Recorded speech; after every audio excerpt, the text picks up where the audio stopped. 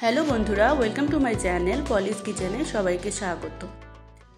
আজকে আমি উড়দ ডাল বা বিউলির ডালের বা কালাই ডালের একটা রেসিপি দেখাবো। তার জন্য কালাই ডালটাকে কিন্তু 2 ঘন্টার জন্য ভিজিয়ে রেখেছি।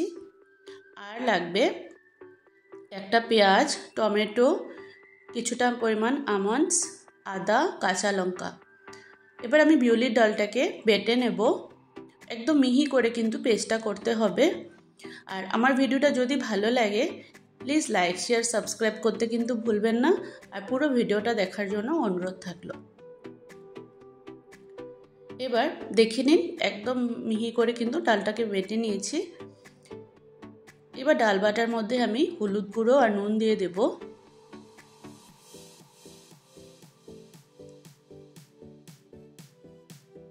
আর দিয়ে দিচ্ছি লাল লঙ্কার গুঁড়ো আর 1 চামচ গরম মশলা।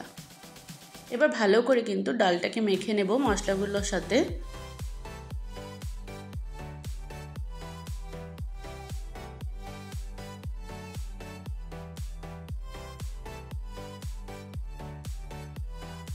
আর এবার কিন্তু এভাবে করে ডালটাকে ফেটিয়ে নিতে হবে। যতটা ডালটাকে ফেটিয়ে নেওয়া যাবে ততটা কিন্তু বড়াগুলো খেতে ভালো হবে, একদম সফট হবে খেতে। যতটা পারবেন ডালটাকে কিন্তু এভাবে করে ফেটিয়ে নেবেন।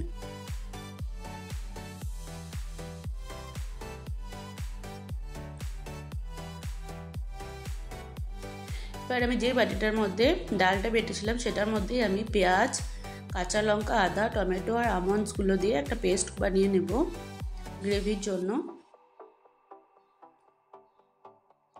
আপনারা কিন্তু চাইলে এখানে পেঁয়াজটা স্কিপও করতে পারেন যদি নিরামিষ দিনে রান্না করে খেতে চান, তাহলেও কিন্তু খেতে খুব ভালো হবে।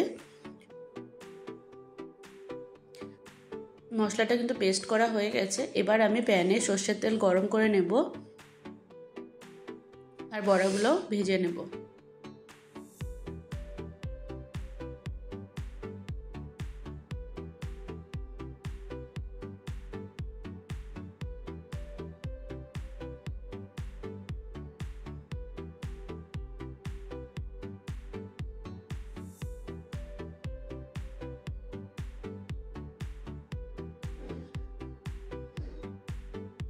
বড়াগুলো কিন্তু লাল লাল করে ভেজে নিতে হবে।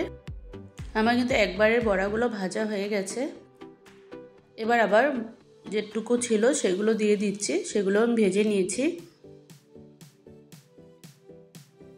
এবার সেই তেলের মধ্যে আমি তেজপাতা আর গোটা জিরে ফোড়নে দিয়ে দিচ্ছি।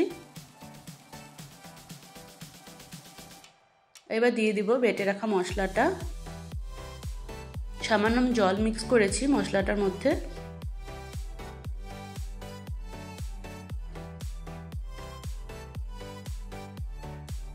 এবার মশলাটার মধ্যে দিয়ে দিব নুন, হলুদ,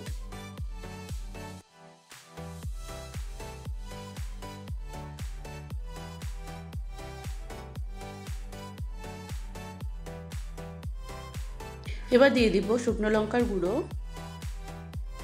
জিরে গুঁড়ো।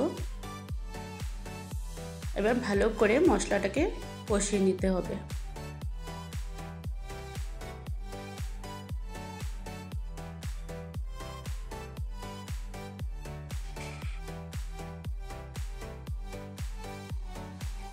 মশলাটা কিন্তু ভালো করে কষানো হয়ে গেছে, তেলটাও কিন্তু সাইড থেকে বের হয়ে গেছে। এবার পরিমাণ মতো জল দিয়ে দিচ্ছি। জলটা একটু বেশি পরিমাণেই দেবেন, যেহেতু বড়াগুলো কিন্তু জলটা পুরো টেনে নেবে। ঝোলটা ফুটে উঠলে ভেজে রাখা বড়াগুলো দিয়ে দেব। অল্প ফুটে উঠলেই দিয়ে দেব গরম মশলা আর ঘি। রান্নাটা কিন্তু কমপ্লিট আর খেতে কিন্তু খুব ভালো হয়। অবশ্যই একদিন এভাবে করে খেয়ে দেখবেন। বড়ার ঝাল গরম গরম ভাতের সাথে, রুটির সাথেও কিন্তু খুব ভালো লাগবে।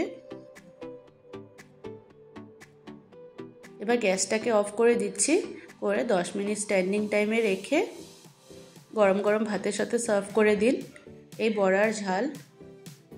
আমার ভিডিওটা যদি ভালো লাগে প্লিজ লাইক শেয়ার সাবস্ক্রাইব করে দেবেন আর পুরো ভিডিওটা দেখার জন্য অসংখ্য ধন্যবাদ।